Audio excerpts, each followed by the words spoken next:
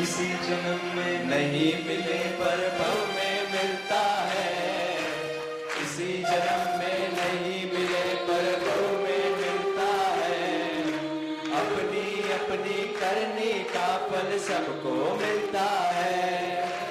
अपनी अपनी करनी का फल सबको मिलता है। संसार में पुण्य पाप का खेल भी विचित्र है और होनहार बलवान है, उसे कोई भी टाल नहीं सकता। जगत में जितने जीव हैं, उनकी होनहार के अनुरूप उतने ही प्रकार की उनकी पुण्य पाप रूप चित्र विचित्र परिणतियां होती रहती है। अज्ञान दशा में हुई अपनी अपनी परिणति का फल तो सभी को भोगना ही पड़ता है।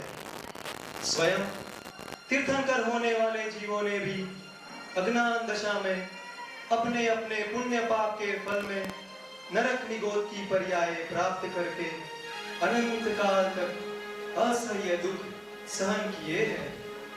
पुण्य पाप का भाव तथा उसका फल अस्थिर, क्षणभंगुर तथा अशरण है। पुण्य पाप के विचित्र खेल में जीवों को पाप के उदय में घबराना नहीं चाहिए और पुण्य के भरोसे भी नहीं रहना चाहिए।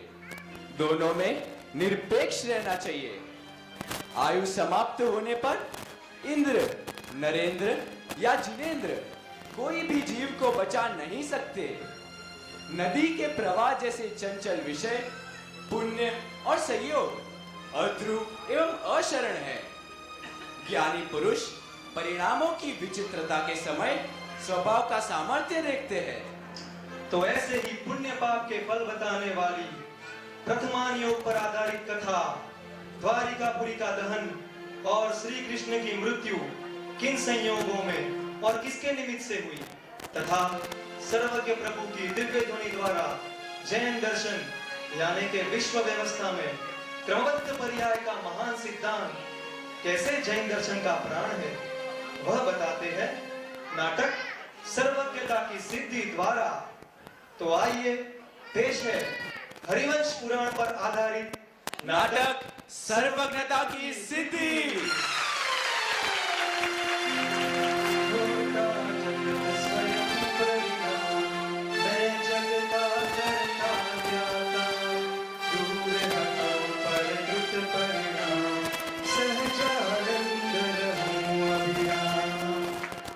तो आइए चलते हैं गिरनार पर्वत पर, जहां पे श्री नेमिनाथ प्रभु के समक्षरण में श्री कृष्ण और बलराम अपने समस्त प्रियजन के साथ प्रभु की धर्म देशना सुनने के लिए उपस्थित है। आइए देखते हैं कैसे बलराम प्रभु के समक्ष अपनी शंका व्यक्त करते हैं। नेमी प्रभु की जय हो। हे प्रभु, यह द्वारिकापुरी नगरी स्वयं इंद्र द्वारा रचित की गई है, सो इसका विघटन होना तो निश्चित ही है, क्योंकि प्रकृति का नियम है कि जो भी चीज कृत्रिम होती है उसका विनाश अवश्य होता है। अतः प्रभु, मैं यह जानना चाहता हूं कि इसका विनाश कब और कैसे होगा। क्या द्वारिका नगरी स्वयं ही समुद्र में डूब जाएगी? हे प्रभु, श्री कृष्ण का मृत्यु का निमित्त कारण कौन बनेगा? हे स्वयं प्रभु, मुझे श्री कृष्ण के प्रति मोह अधिक है। यह मोह कम होकर संयम की प्राप्ति कितने समय बाद होगी?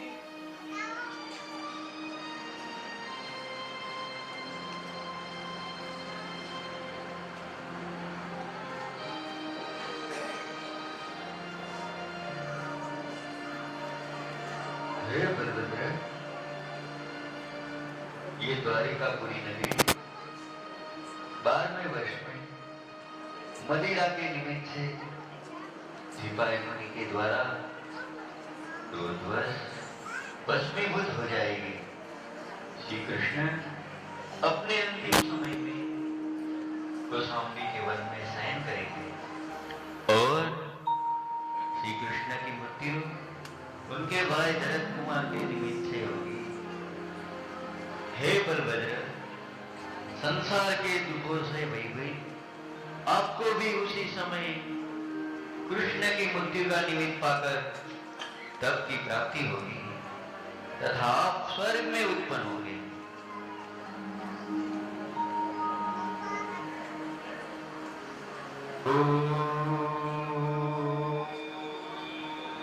नेमी प्रभु की जय हो। अरे मेरे निमित्त से ये देव निर्मित द्वारिका जलेगी। इस क्षणभंगुर संसार का स्वरूप कैसा असाधारण है।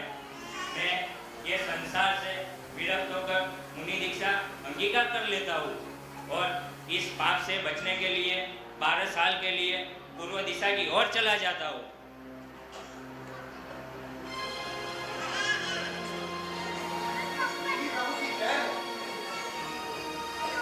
अरे मेरे निमित्त से मेरे भाई कृष्ण की मौत, इस जीव के औधिक भाव का कोई ठिकाना नहीं। मैं अपने परिवारजनों को छोड़कर किसी ऐसी जगह चला जाता हूं जहां कृष्ण के दर्शन भी ना हो।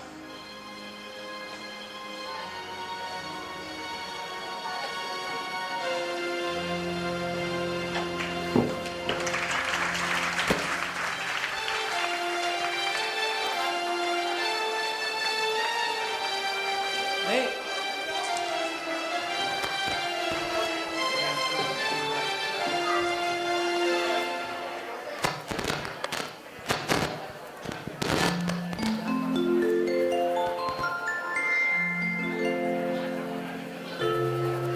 तो आइए चलते हैं द्वारिका नगरी में, जहां पे श्री कृष्ण की राजसभा लगी हुई है।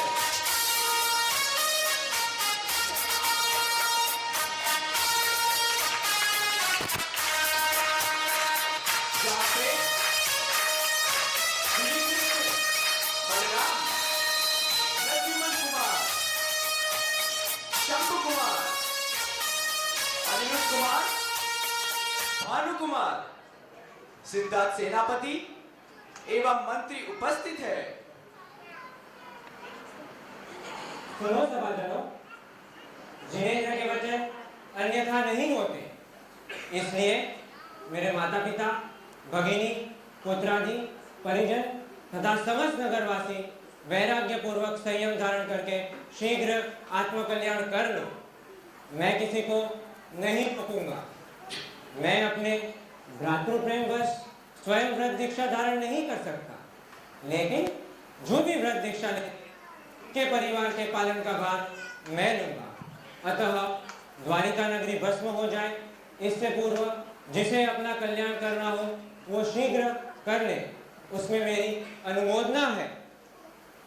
हे प्रभु, द्वारिका का भविष्य तथा आपकी धर्म घोषणा सुन के मैंने नेमी प्रभु के निकट जाकर जिन दीक्षा लेने का निर्णय किया है।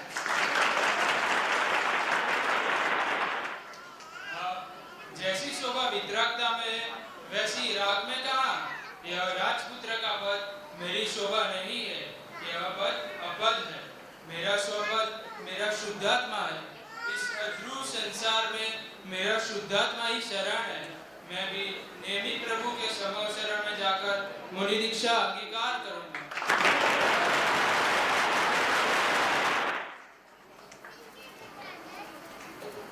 यह देह तो छूटना ही है। देह छूटने से पहले देह मेरा है ही नहीं, और देह से भिन्न अविनाशी चैतन्य तत्व मैं हूँ। ऐसा निर्णय करके मैं निगत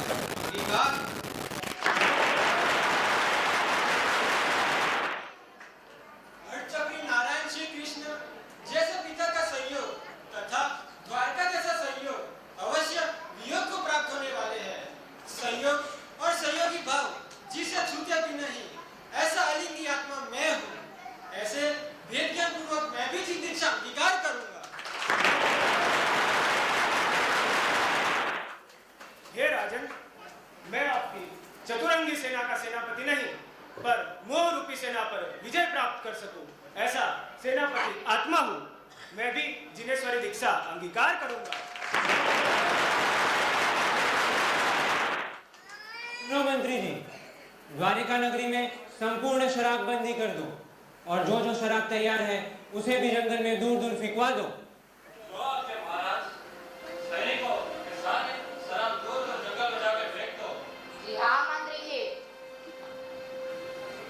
श्री कृष्ण की आज्ञा के अनुसार सैनिक सारी शराब लेकर दूर जंगल में कुंडों में फेंक देते हैं।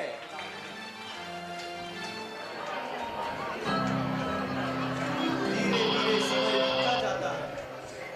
उधर द्विपायन मुनि अधिक मास गिनना भूल जाने की वजह से 12वें वर्ष में ही द्वारिका के जंगल में आ पहुंचते हैं।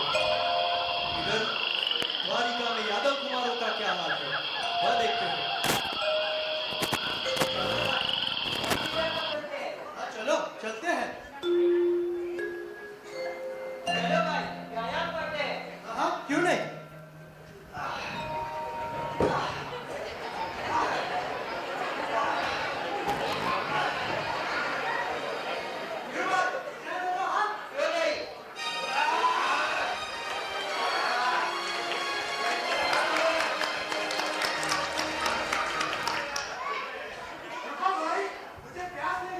हाँ भाई मुझे भी लगी है। क्यों नहीं।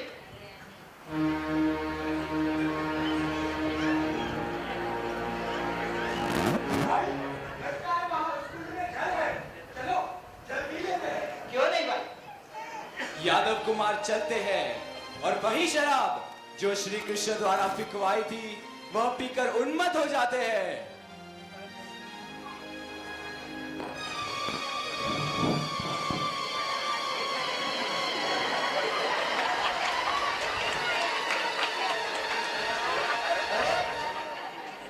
ये क्या।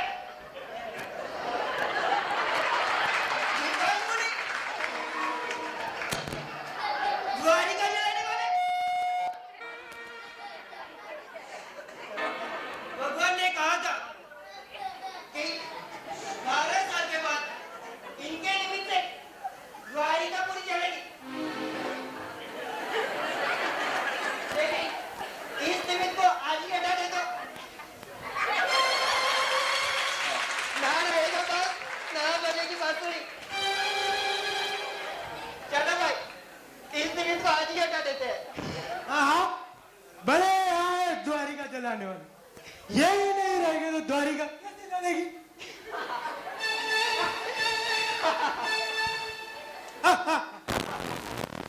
हे नशे में धुत मदोन्मद यादव, तुम यादव सहित समस्त द्वारिका का नाश होगा।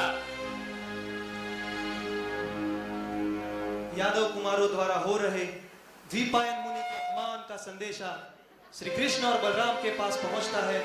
वे शीघ्र ही वन में जाते हैं और द्विपायन मुनि के क्रोध को शांत करने का प्रयास करते हैं। शिवन आप शांत हो जाइए। यादवों की तरफ से मैं क्षमा चाहता हूँ।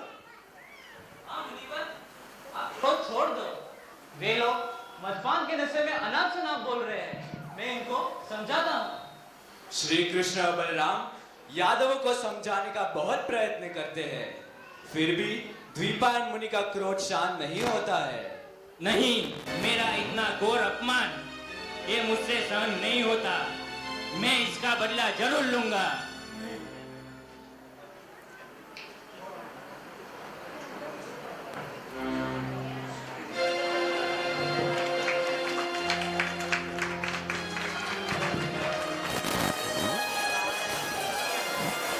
क्रोध कसाय की मुख्यता वश द्विपायन मुनि की भूमिका के योग्य परिणाम नहीं रहे। क्रोध में उनका शरीर जलकर भस्म हो गया और वे मरकर अग्नि कुमार नामक मिथ्या दृष्टि भवनवासी देव हुए। उन्होंने विभंगावधि ज्ञान से सब कुछ जान लिया और क्रोधावेश में द्वारिका को भस्म करने लगे।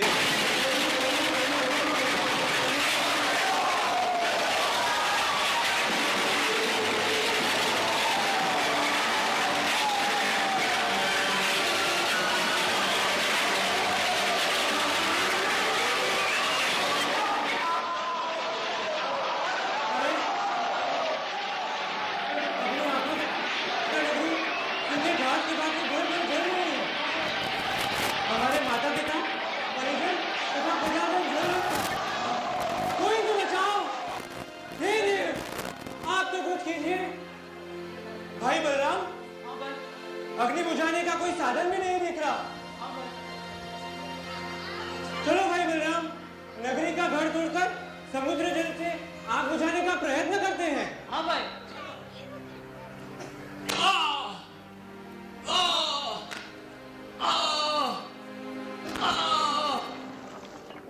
अरे ये क्या? अरे भाई श्री कृष्ण, हाँ भाई।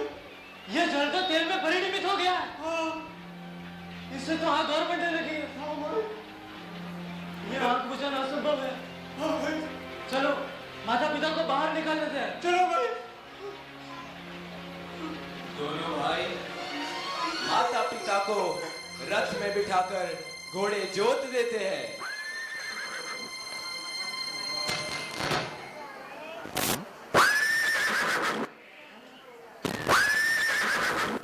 ये क्या? भाई, घोड़े तो नहीं चल रहे। हाँ भाई। चलो हाथी को जोतते हैं। हाँ भाई चलो।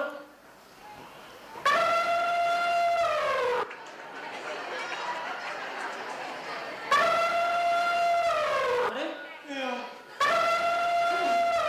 भाई, हाथी भी रथ को नहीं खींच सके। हाँ भाई। रथ के पहिए तो वही जमीन पे चिपक गए हैं। हाँ भाई, हाथी घोड़ों से ये रथ नहीं चलेगा। चलो हम दोनों ही रथ में घुस जाते हैं। हाँ भाई चलो। चलो।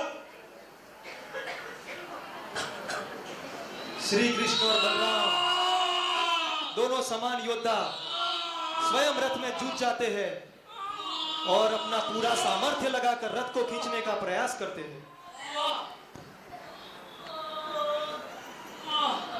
भाई बलराम, आप में तो हजार सिरों का बल है, फिर भी ये रथ आगे नहीं चल रहा। खींचो भाई, तुम और ताकत लगाकर खींचो। तभी नगरी के द्वार आपो आप बंद हो जाते हैं और वहां पे आकाशवाणी सुनाई देती है।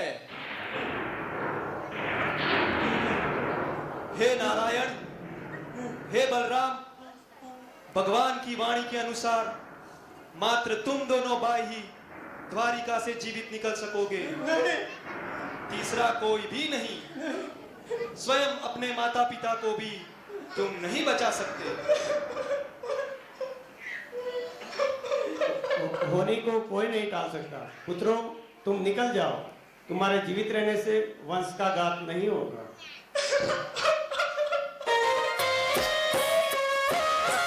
कहाँ गई दिव्य द्वारिका, कोई रात की तेरी, कोई बचा सके क्या लंका, क्या चलती है तेरी।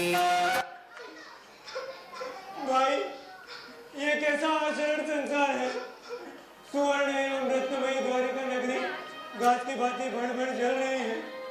राजमहल भस्म हो चुके हैं, घर घर में आग लगी है। भाई, अब हम कहाँ जाएं?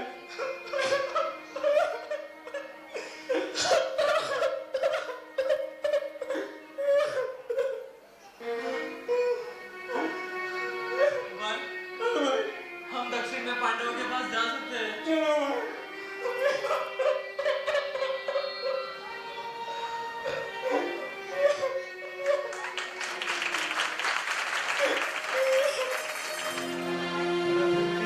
राग की वाणी में जैसा जो तत्व दिखाया है, जो होना है सो निश्चित है, केवल ज्ञानी ने गाया है। उस पर तो श्रद्धा ला न सका, परिवर्तन का अभिमान किया, बनकर परता करता बतल, सत्काल प्रभु सम्मान किया।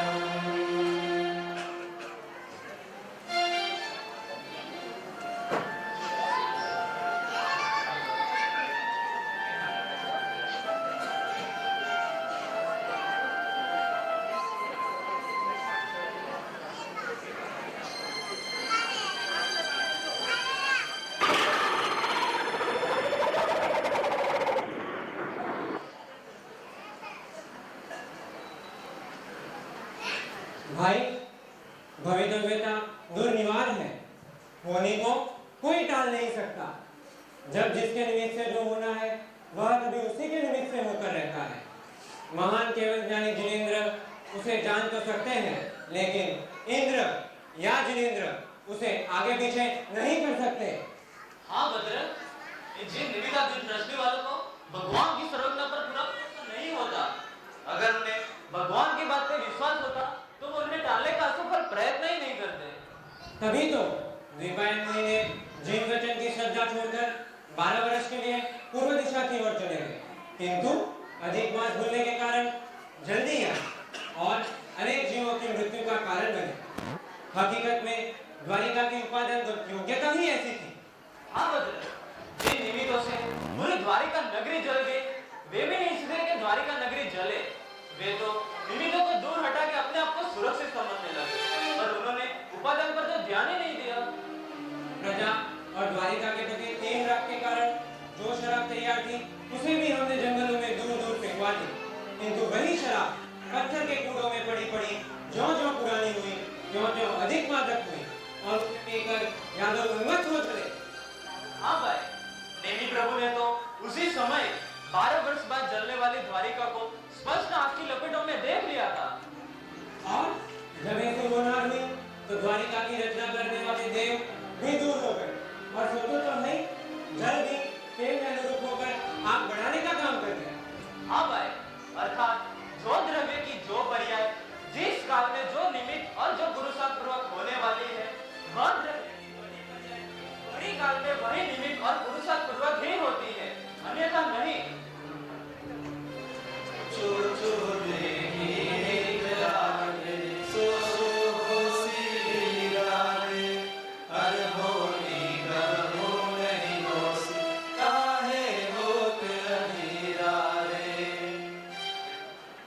यह परिणमनशील जगत की परिणमन व्यवस्था क्रम नियमित यानी क्रमबद्ध है।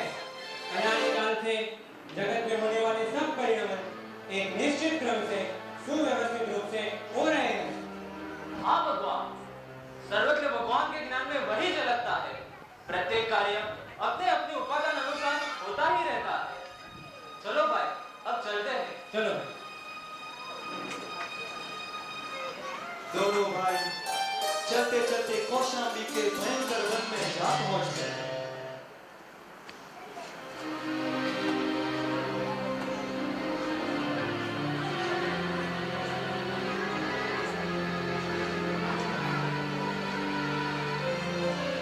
भाई बलराम, मुझे तीव्र प्यास लगी है। पानी के बिना मेरे प्राण कंठ तक आ गए हैं। अब मैं इन तक भी आगे चलने में असमर्थ हूँ। आप शीघ्र कहीं से मुझे जल ला कर दीजिए। हाँ भाई, मैं आपके लिए शीतल जल लेकर आता हूँ। तब तक आप इस वृक्ष की शीतल छाया में विश्राम करें। हाँ भाई।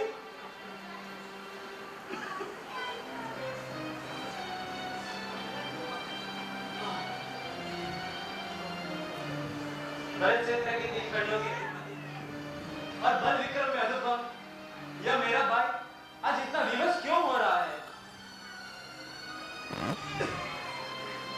जो कभी जीवन में थका ही नहीं, वो आज सामान्य मानस की निर्बलता अनुभव क्यों कर रहा है? कोटि शिला को अपने बाहुबल से उठाने वाला यह मेरा परमवीर आज सामान्य मानस की निर्बलता अनुभव क्यों उठा है? इस अध्रुव संसार में सारे पद अस्थिर और असरण हैं। श्री कृष्ण वृक्ष की छाया में वस्त्र ओढ़कर लेट गए। थकावट के कारण उन्हें शीघ्र ही नींद आ गई। उसी समय जरद कुमार भ्रमण करते हुए उसी वन में आ पहुंचे।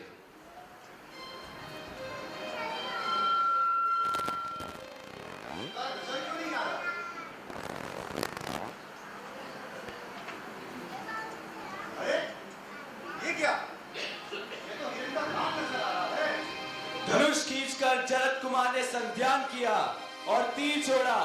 सनसनाता हुआ तीर श्री कृष्ण के पैर में जाकर गिर गया।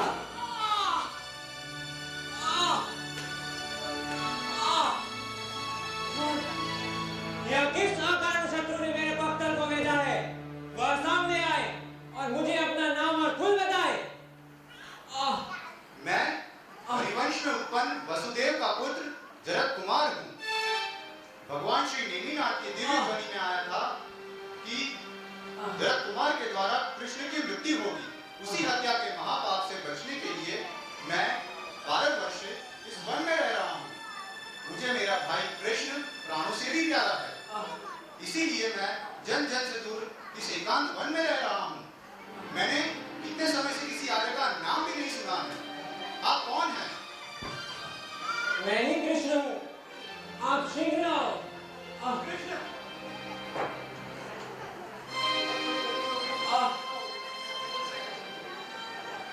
भाई शोक न करें, भवितव्यता अनन्य है। आपने राज वैभव छोड़कर 12 वर्ष के लिए वन निवास स्वीकार किया, किंतु होने के आगे सब व्यर्थ है। नेमिनाथ भगवान की दिव्य वाणी में यह घोषणा हो चुकी है। इनको क्रमबद्ध अर्थात सर्वज्ञ प्रभु के ज्ञान में डुबाया, वह कभी मिथ्या नहीं होता। नहीं भाई, आप शोक ना करें। एवं बड़े भाई बलराम मेरे लिए घर में दे गए, उनके आने पूर्व ही आप यहाँ से शीघ्र चले जाएं। हो सकता है वे आप पे क्रोधित हो। आप पांडवों के पास जाकर उन्हें सब समाचार दो। वे हमारे प्रियजन हैं, वे आपकी रक्षा अवश्य करेंगे।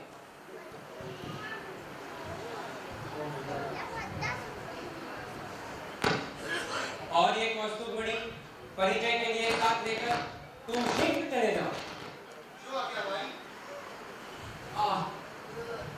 शरद कुमार चले जाते हैं। इधर श्री कृष्ण पंच परमेष्ठी का तथा प्रभु श्री नेमिनाथ स्वामी का स्मरण करते हैं। होनहार के अनुसार प्यास और बाण की वेदना गए चक्रे जिन जीता भरत खंड सारा, कहाँ गए चक्रे जिन जीता भरत खंड सारा, कहाँ गए वे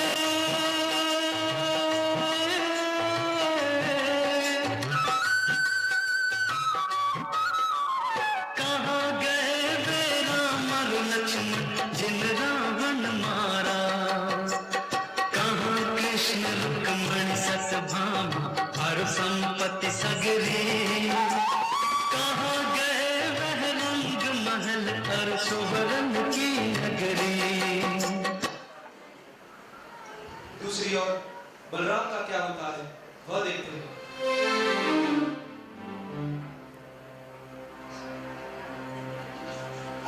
मेरा भाई प्यासा है, न जाने प्यास के कारण उसकी क्या दशा होगी।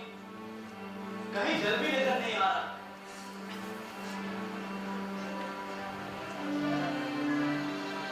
अरे लगता है वहां जलाशय है।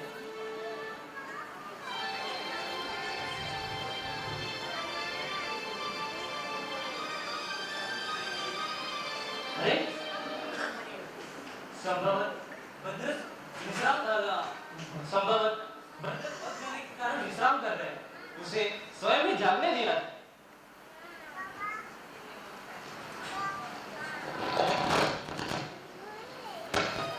जब बहुत देर हो गई और श्री कृष्ण नहीं जागे तब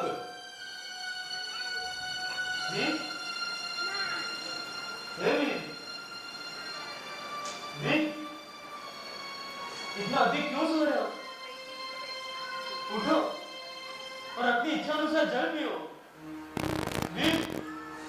इतना कहने पर भी जब कृष्ण की निद्रा भंग नहीं हुई, तभी इन्होंने कृष्ण का मुख उगाड़ दिया और मृतक श्री कृष्ण का अचेत शरीर गिर पड़ा।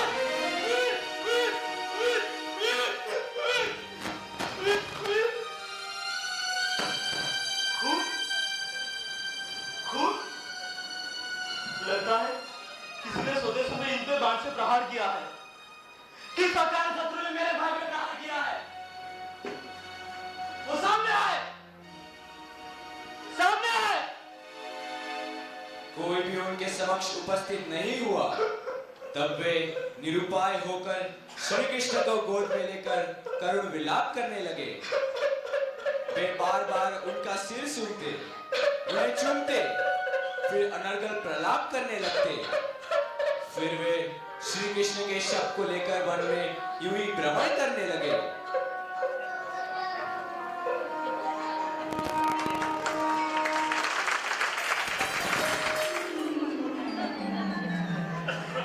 ज्ञानी जीव को अंतरंग में तो राग के स्वामित्व के अभाव पूर्वक धर्म प्रकट है ही, फिर भी तीव्र प्रत्याख्यान वर्णीय कसायवश वो शव को कंधे पर लेकर 6 माह तक यूं ही भ्रमण कर रहे हैं।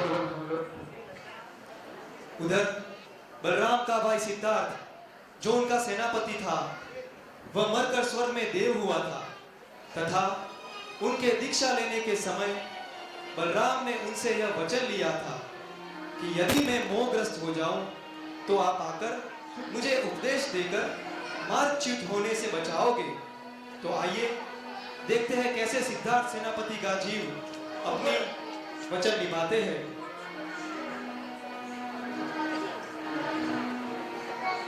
एक साधर्मी जीव को दूसरे साधर्मी के प्रति वात्सल्य भाव तथा स्थितिकरण कराने का भाव आता ही है।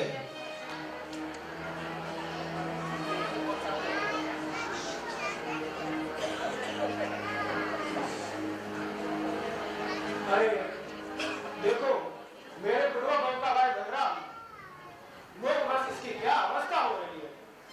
इसकी गुहान अवस्था दूर करने के लिए मुझे अपना रूप बदलना ही पड़ेगा।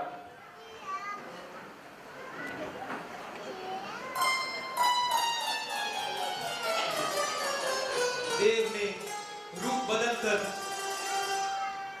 एक ऐसा मायामयी रथ बलराम को दिखाया जो पर्वत के विषम मार्ग पर तो टूटा नहीं और समतल मार्ग पर आते ही अचानक टूट जाता है।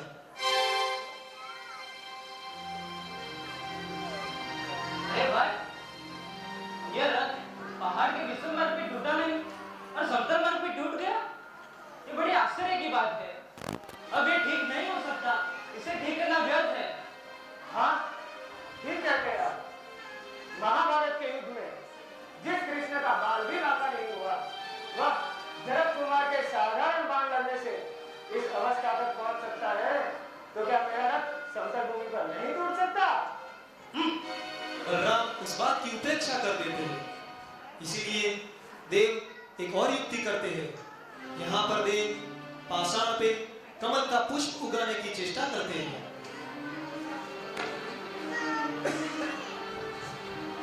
अरे भाई, क्या पत्थर पे भी पुष्प का पुष्प हो सकता है?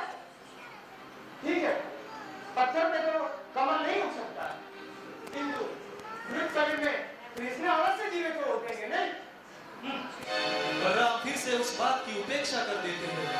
इसीलिए देव एक और युक्ति करते हैं। देव यहाँ पर एक सूखे वृक्ष को जल सींचने का प्रयास करते हैं।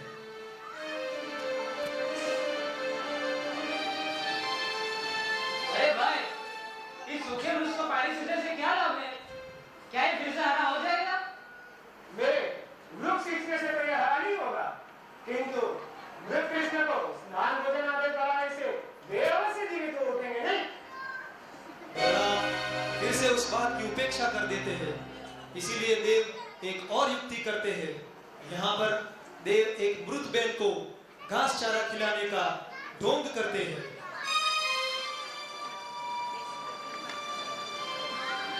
दुनिया में मूर्खों की कमी कहाँ है? ए बोले प्राणी, इस मृत बैल को घास चारा खिलाने से क्या लाभ है? दुनिया में दूसरों को उपदेश देने वाले को बहुत मिल जाते हैं, पर उस पर अमल करने वाले कम ही मिलते हैं। मेरा मृत बैल को दाना पानी नहीं खा सकता, किंतु आपके मृत कृष्ण अवश्य खाना खा सकते हैं। क्या यही आपका विवेक है?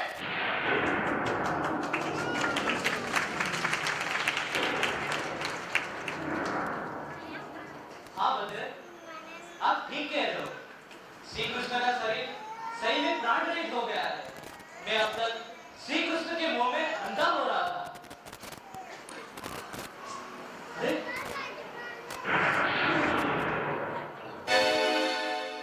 मैं आपके पूर्वगौ का भाई सिद्धार्थ हूं। आपको दिया हुआ वचन निभाने और जिन मार्ग में स्थित कराने के लिए रूप बदलता आया था। जो कुछ भी हुआ, भगवान श्री नेमिनाथ पहले ही सब कुछ बता चुके थे, फिर भी आप जैसे विवेकी पुरुष ने क्षमा व्यर्थ ही कर दिए। हाँ भद्र, अच्छा किया तो आपने मुझे जिन मार्ग से चुप होने पे बचा दिया। बलराम ने जरक कुमार और पांडवों की सहायता से तुंगीगिरी पर कृष्ण का दाह संस्कार किया। जरक कुमार को राज्य दिया और जैसा सर्वज्ञ प्रभु की दिव्य ध्वनि ने बताया था, वैसे ही बलराम ने दिगंबरी जिन दीक्षा अंगीकार की और समाधि मन पूर्वक ब्रह्म स्वर्ग में उत्पन्न हुए। गए चक्री जिन जीता भरत खंड सारा, कहाँ गए चक्री जिन जीता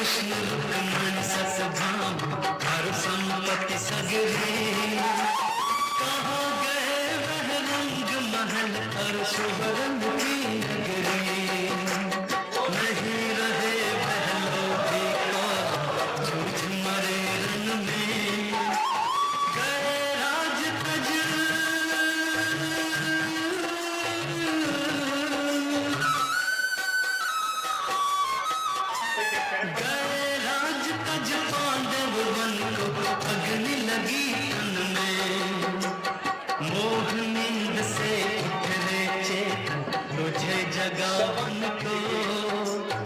ओ दयाल उपदेश करे दुर्बालक भावन को। સર્વજ્ઞાની સિદ્ધિ આટલી ઓછી જગ્યા, આટલી ઓછી મહેનત અને એટલી સુંદર તૈયારી કરી હતી. ઓડિયો વિઝન જાણે પ્રોફેશનલ માણસો તૈયારી કરી હોય એવું સુંદર તૈયારી કરી હતી. બધા જ એમને આપણે બધા જેટલા બી કલાકાર છે આપણા વસ્ત્રાપુરના એમને એકદમ તાળીઓથી વધાવી દેશો. અને સુંદર મહેનત અહીં આગળ દેખાય છે. અને આ સુંદર ડ્રામાની ખુશાલીમાં 2500 રૂપિયા વાડીલાલ લલ્લુભાઈ શાહ, 2500 રૂપિયા નિખિલભાઈ જસવંતલાલ મહેતા, 2500 રૂપિયા શુક્લાભાઈ મોરબિયા, 2500 રૂપિયા સેવંતીલાલ અમૃતલાલ ગાંધી ખુશાલીમાં આપે છે. 2500 રૂપિયા એકમુખભાઈ. ખૂબ ખૂબ ધન્યવાદ, ખૂબ ખૂબ ધન્યવાદ. ખૂબ જ સારો ડ્રામા બનાવ્યો છે.